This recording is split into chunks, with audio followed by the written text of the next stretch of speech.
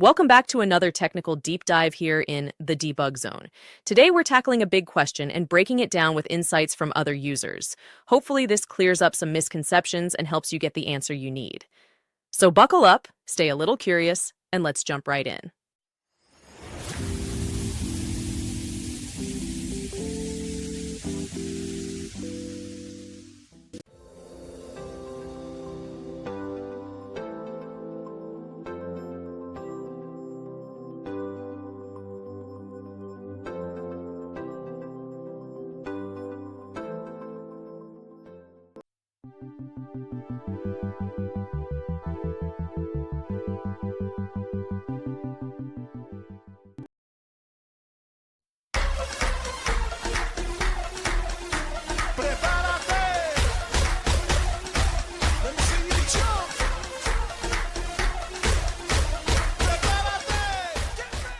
And that's a wrap.